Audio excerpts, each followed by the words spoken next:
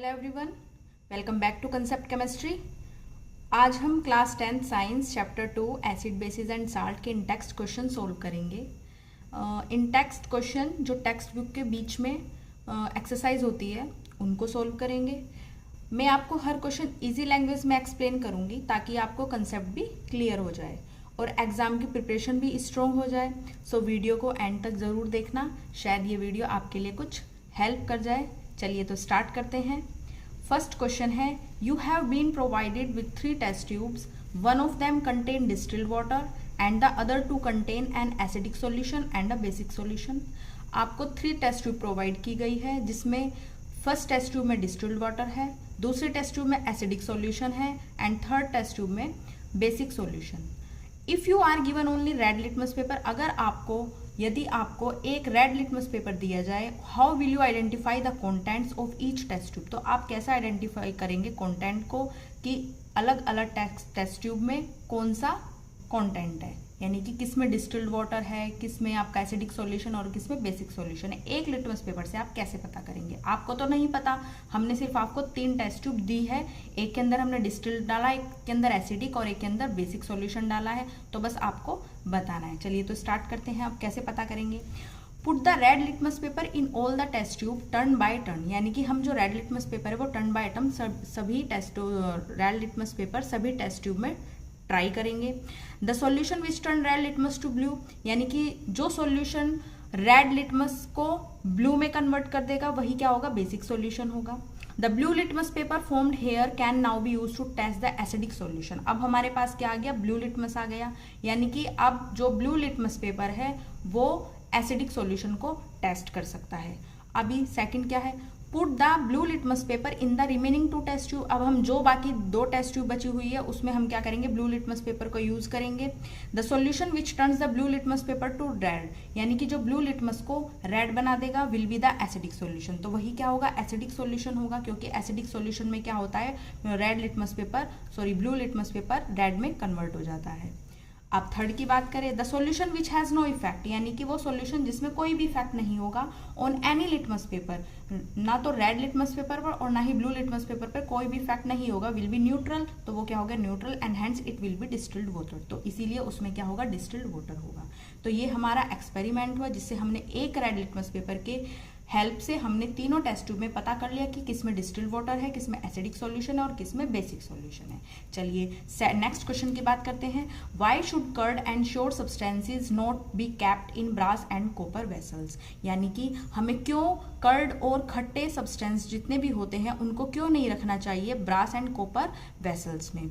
This is because, क्योंकि curd and other sour substance contain acids, क्योंकि curd और other sour substance में क्या होता है? एसिड होता है। Which can react with the metal, तो वो क्या कर सकते हैं? मेटल से रिएक्ट करते हैं। अब ब्रास एंड कॉपर क्या हो गए? मेटल हो गए। अगर हम उनके बर्तन में यानी कि उनके वेसल्स में रखेंगे तो वो क्या होंगे? मेटल से रिएक्ट करेंगे। Of the vessels to form poisonous metal compound which can cause food poisoning and damage our health. तो हमें क्या मिलेगा? जब वो मेटल से रिएक्ट करेंगे तो एक पॉइजनस मेटल कंपाउंड बनेगा विच कैन यूज, जिसके कारण से हमें फूड पॉइजनिंग हो सकती है और हमारी हेल्थ डैमेज हो सकती है।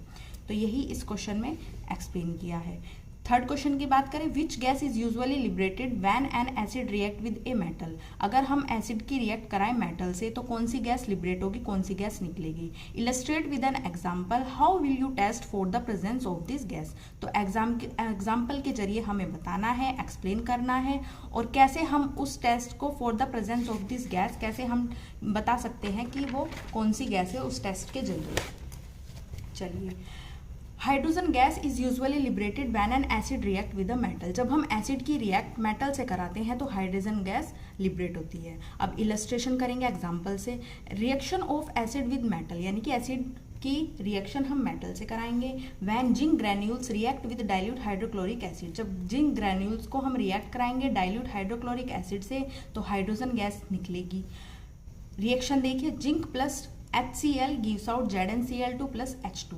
तो आपने देखा जिंक क्लोराइड बना और हाइड्रोजन गैस इवोल्व हुई। टेस्ट की बात करते हैं, test for hydrogen gas.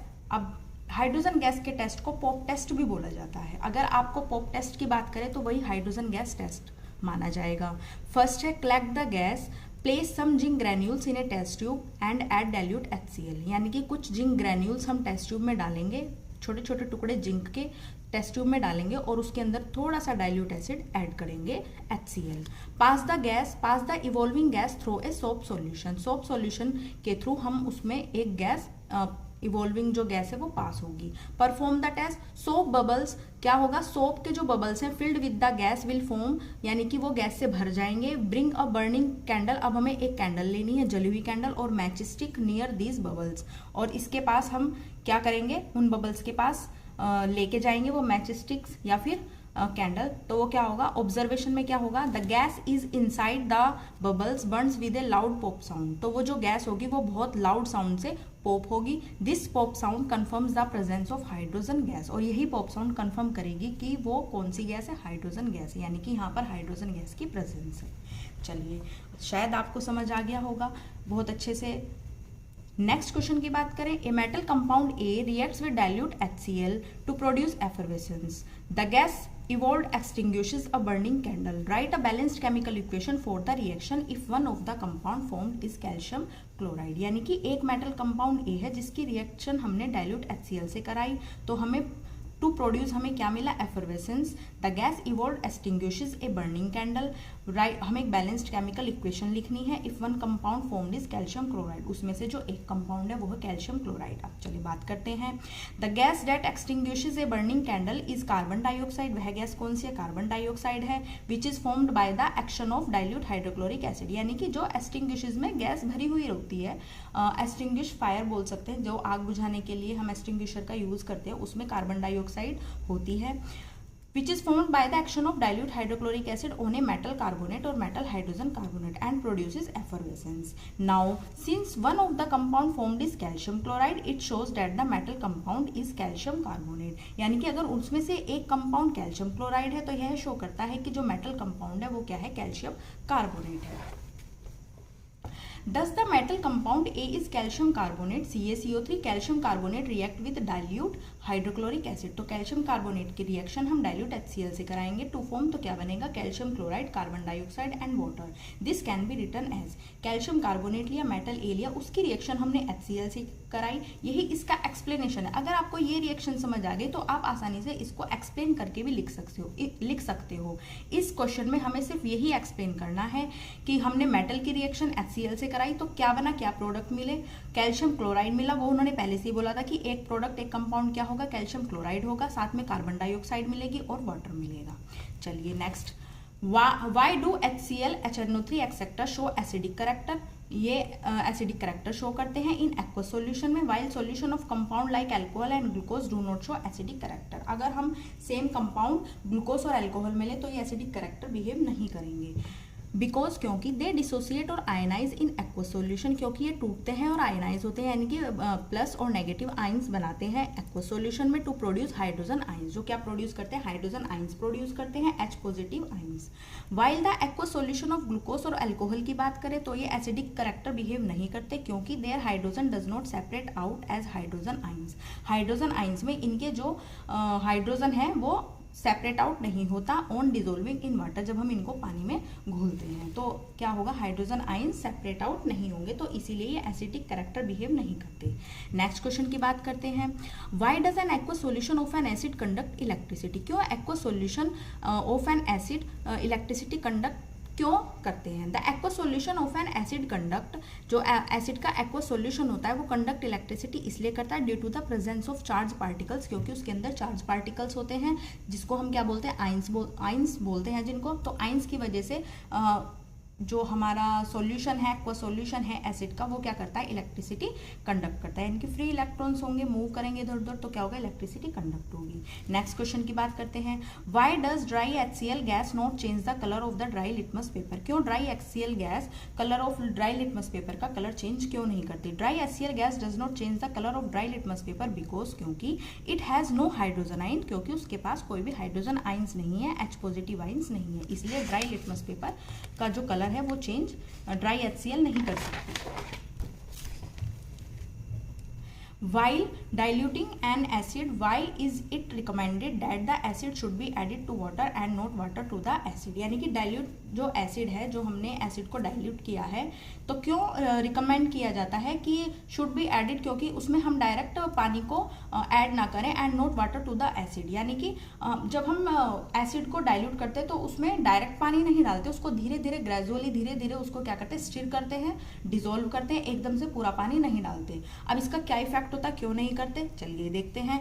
When a concentrated acid is added to water, जब कंसेंट्रेटेड एसिड में हम वाटर को ऐड करते हैं for preparing a dilute acid बनाने के लिए, then the heat is evolve, तो हीट क्या होती है, बाहर निकलती है ग्रेजुअली धीरे धीरे, एंड इजिली एब्जॉर्ब, और आसानी से एब्जॉर्ब की जाती है by the large amount of water, यानी कि ज्यादा अमाउंट ऑफ वाटर से वो जो हीट निकली है वो एब्जॉर्ब की जा सकती है। इफ हाउएवर, लेकिन water is added to concentrated acid, अगर हम वाटर ऐड करेंगे कंसेंट्रेटेड एसिड में टू डाइल्यूट इट, डाइल्यूट करने के लिए, then a large amount of heat is evolved at once, और एक बारी में क्या होगा, जब हम पूरा पानी उसके अंदर डाल देंगे तो एक बारी में बहुत सारी हीट इवोल्व होगी। This heat change some of the water to steam, और यह हीट चेंज होगी स्टीम में, यानी कि जो ये वाटर है change some of the water steam में, यानी कि जो पानी है, जो यह हीट है, पानी को चेंज कर देगी स्टीम में explosively, which can splash the acid, तो उससे क्या होगा, वो एकदम उछल सकता है, और वो जो एसिड है वो हमारे ऊपर भी गिर सकता है, हमारे फेस के ऊपर भी गिर सकता है, क्लोथ्स पर भी गिर सकता है, जो हमें क्या कर सकता है, जला सकता है, कोज एसिड बर्न। तो इसीलिए जो हम कंसेंट्रेटेड एसिड है उसमें जब हम वाटर मिलाते हैं डाइल्यूट करने के लिए, तो ग्रेजुअली धीरे धीरे करना होता है, हमें ये प्रोसेस अचानक से पूरा क्वांटिटी नहीं डालनी होती पानी की, तो इसीलिए इसको हम बहुत स्लो प्रोसेस में करते हैं। चलिए next question, how is the concentration of hydronium ions H3O positive affected when a solution of an acid is diluted, यानी कि जो कंसेंट्रेशन ऑफ हाइड्रोनियम आइंस होती है वो अफेक्ट करती है when A solution of acid is diluted, जब solution क्या हो, डाइल्यूट हो। कैसे करती है, when A solution of an acid is diluted, जब सॉल्यूशन एसिड का डाइल्यूट होता है बाय एडिंग वाटर, वाटर को ऐड करके, the concentration of hydronium ions H3O positive पर यूनिट वॉल्यूम डिक्रीज, तो पर यूनिट वॉल्यूम में जो हाइड्रोनियम आइन की कंसेंट्रेशन होती है वो डिक्रीज होती है, कम होती है। This occurs because the total amount of solute, यानी कि जो टोटल अमाउंट है सोल्यूट की, रिमेन्स कॉन्स्टेंट, तो वो क्या हो जाती है, कॉन्स्टेंट हो जाती है। While the overall solution volume increase, तो ओवरऑल सोल्यूशन क्या होती है, उसकी वॉल्यूम क्या हो जाती है, इंक्रीज हो जाती है। Reducing the number of ions per unit volume, और उसकी जो नंबर ऑफ आइंस है वो पर यूनिट वॉल्यूम में क्या हो जाते हैं, रिड्यूस हो जाते हैं, तो इसीलिए वो अफेक्ट करती है। नेक्स्ट क्वेश्चन की बात करें, how is the concentration of hydroxide ions OH negative affected when excess base is dissolved in a solution of sodium hydroxide, the concentration of hydroxide ions increase, जो कंसेंट्रेशन होती है hydroxide ions की, OH negative ions की, वो increase हो जाती है when excess base, जब बेस ज्यादा हो, एक्सिस में हो, such as sodium hydroxide is dissolved in a solution, जब हम सोडियम हाइड्रोक्साइड को डिसॉल्व करते हैं solution of sodium hydroxide, because sodium hydroxide is a strong base, क्योंकि सोडियम हाइड्रोक्साइड क्या है, स्ट्रॉन्ग बेस है, डेट डिसोसिएट कंप्लीटली, तो ये क्या हो जाता है, कंप्लीटली डिसोसिएट यानी कि टूट जाता है। सोडियम हाइड्रोक्साइड की बात करें तो कैसे डिसोसिएट होगा, Na पॉजिटिव और OH, adding more base increase the total number of OH negative ions per unit volume, increase the basicity of the solution, तो जब एडिंग यानी कि ज़्यादा more base increase the total number of OH negative ions, जब हम ज़्यादा base increase कर देंगे तो total number of OH negative ions क्या होंगे, पर यूनिट वॉल्यूम में इंक्रीज होंगे, यानी कि increasing the basicity of the solution, यानी कि इस सॉल्यूशन की बेसिसिटी भी इंक्रीज हो जाएगी। तो इसी उसने पूछा था how is the concentration of hydroxide ion, यानी कि जो हाइड्रोक्साइड आयन की कंसेंट्रेशन है वो कैसे अफेक्ट करती है, ज्यादा बेस, एक्सिस बेस होने की वजह से, जब हम सॉल्यूशन में सोडियम हाइड्रोक्साइड के सॉल्यूशन में जब हम डिसॉल्व करते हैं ज्यादा मात्रा में, तो कैसे उसकी कंसेंट्रेशन क्या अफेक्ट होती है, तो हमें यही बताना था। NaOH क्या है, Na पॉजिटिव और OH नेगेटिव आइंस में डिसोसिएट हो जाते हैं, और ज्यादा बेसिसिटी क्या होती है, इंक्रीज हो जाती है ज्यादा बेस ऐड करने पर। सो स्टूडेंट्स, आज हमने acid bases and salt chapter के इन टेक्स्ट क्वेश्चन डिस्कस किए हैं। अगर आपको वीडियो हेल्पफुल लगी हो तो लाइक ज़रूर करें, चैनल पर न्यू हुए तो सब्सक्राइब ज़रूर करें, और कमेंट करके बताएं कौन सा क्वेश्चन सबसे डिफिकल्ट लगा है और कौन सा सबसे ईजी लगा है। Thank you for watching.